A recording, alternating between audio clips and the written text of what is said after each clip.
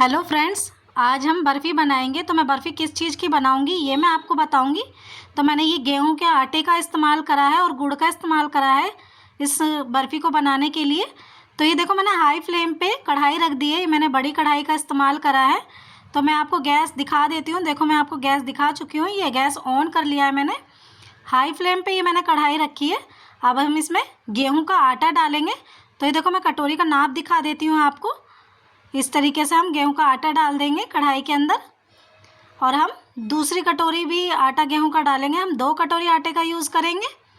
तो मैं आपको दूसरी कटोरी भी दिखा देती हूँ। तो ये देखो, मैंने दूसरी कटोरी का इस्तेमाल करा है आटे का। तो ये मैंने 2 कटोरी आटा लिया है गेहूं का। अब हम इसे अच्छे से भून लेंगे। तो देखो, भूनेंगे जब हम, तो इसमें कलर आ जाता है। भूनने के बाद ये हल्का गोल्डन गोल्डन नज़र आने लगता है और अच्छे से खुशबू भी आने लगती है जब ये हम आटा भूनते हैं। तो आपको इस तरीके से चमचे की मदद से चलाते चलाते आटे को भूनना है। तो ये मैं आटा अच्छे तरीके से भून के आपको दिखाती हूँ। तो ज़्यादा देर अगर मैं आपको ऐसे दिखाऊंगी तो वीडियो बहुत बड़ी बन जाएगी। तो ये देखो, आटे को अच्छी तरीके से हमने भून लिया है और इसे हम किसी थाली या प्लेट में निकाल लेंगे। तो ये देखो, मैंने थाली ले ली है। इसे हम ठंडा होने के लिए निकाल लेंगे। तो हम थोड़ा थोड़ा करके निकालेंगे। तो ये देखो, मैं दिखा रही हूँ आपको। ये मैंने आटे को निकाल लिया है। देखो, आटे का कलर कैसा हो गया है। ये थोड़ा गोल्डन गोल्डन हो गया आटे का कलर। ये देखो, ये मैंने सारा आटा निकाल लिया है। हम वापस से कढ़ाई को हाई फ्लेम पर रखेंगे। उसी कढ़ाई को रखेंगे हम। तो देखो, मैंने उसी कढ़ाई को रख दिया है। ये हाई फ्लेम पर मैंने गैस ऑन कर लिया है। मैं एक बार आपको फिर गैस दिखा देती हूँ कि आपको कैमरे में दिख रहा है या नहीं। तो ये देखो, मैंने गैस दिखा दिया आपको। ये मैंने हाई फ्लेम पे कढ़ाई रख दी है और अब हम इसमें गुड़ डालेंगे। तो ये देखो, मैंने 1 कटोरी गुड़ डाल दिया है। इसमें हम 2 कटोरी गुड़ का यूज़ करेंगे। तो पहले मैं 1 कटोरी डालूँगी और ये बड़ा गिलास ले लिया मैंने, 1 गिलास पानी। और अब हम इसे अच्छे से चमचे की मदद से चलाते चलाते इसे गुड़ को अच्छे से पिघला लेंगे। एक चाशनी की तरह बना लेंगे। पर चाशनी थोड़ी वैसी चिपचिपी होती है, पर ये सिर्फ हमें गुड़ पिघलाना है। तो ये देखो, मैंने गुड़ का साइज़ भी आपको दिखा दिया मैंने कौन सा गुड़ यूज़ करा है। तो इस तरीके से हम चमचे की मदद से चलाते चलाते गुड़ को अच्छे से पिघला लेंगे। तो ये देखो, इस तरीके से हमें गुड़ को पिघलाना है। और जब ये हल्का सा पिघल जाए, गुड़ ज़्यादा ना रहे उसमें, तो हम दूसरी कटोरी गुड़ डालेंगे। तो ये देखो, मैं दूसरी कटोरी भी आपको दिखा देती हूँ। ये मैंने अच्छे से कूट लिया है गुड़ को। कूटने के बाद मैं ऐसे डाल रही हूँ। तो इसे हम अच्छे से गुड़ को पिघला लेंगे।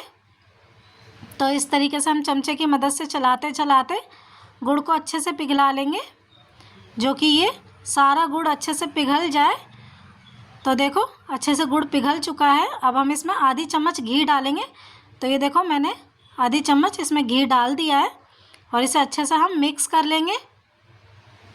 तो ये देखो, मैं इसे अच्छे से मिक्स कर रही हूँ। तो ये देखो, अच्छे से उबल गया है। और इसमें हम थोड़े से ड्राई फ्रूट कुटे हुए डाल देंगे। तो इसमें काजू, बादाम और मखाने हैं जो मैंने कूट रखे थे। तो इस तरीके से हमने इसमें डाल दिया है। इसे अच्छे से मिक्स कर लेंगे। तो देखो, ये हमारा गुड़ बनके तैयार हो चुका है, अच्छे से पिघल गया है। हम इसमें थोड़ा थोड़ा करके आटा डालेंगे जो हमने भून के रख रखा था। तो ये देखो, इसमें हम थोड़ा थोड़ा करके आटा डालते जाएंगे। और जब हम आटा डालेंगे तो इतना ध्यान रखना कि ये उबलता रहता है, तो इसलिए थोड़ा ध्यान से करना। तो ये मैं आटा थोड़ा थोड़ा करके इसमें डालती रहूँगी और इसे चमचे की मदद से चलाती भी रहूँगी। तो ये जब थोड़ा गाढ़ा हो जाएगा, ये बहुत अच्छे तरीके से डो की तरह तैयार होएगा जब हम इसमें आटा इस तरीके से डालते रहेंगे और चलाते रहेंगे। तो पर इतना ध्यान रखना, एकदम से आटा नहीं डालना है, थोड़ा थोड़ा करके ही डालना है। तो ये देखो, हमारा डो अच्छे से बनके तैयार हो गया है। इसे अच्छे से मिक्स कर लेंगे, जो साइड में आटा रह जाता है। तो ये देखो, अच्छे से मैं इसे मिक्स कर रही हूँ चमचे की मदद से। और थोड़ा जल्दी जल्दी करते हैं, जो कि इकट्ठा एक जगह ना हो जाए।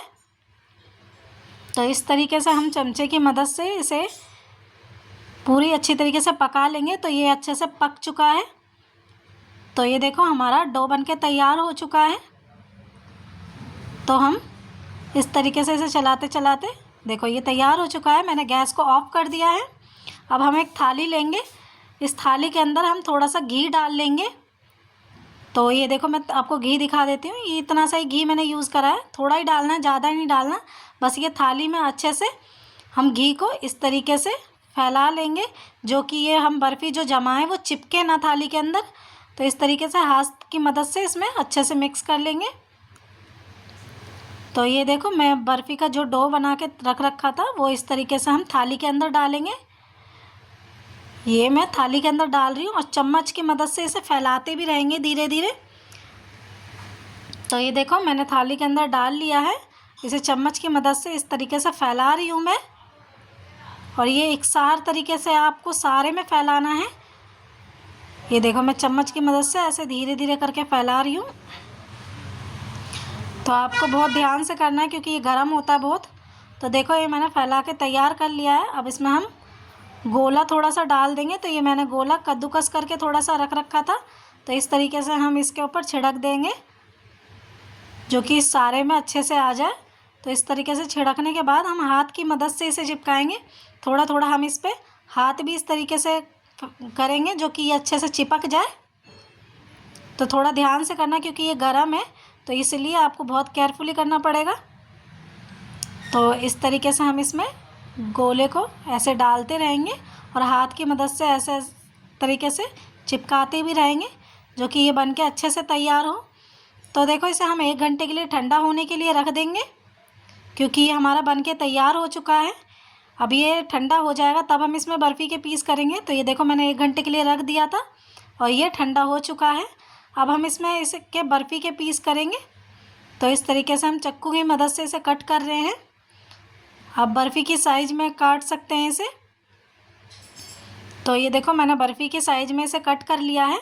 अब थोड़े से हमने इसमें बादाम चिपका दिए हैं। तो ये हमारा बनके तैयार हो चुका है।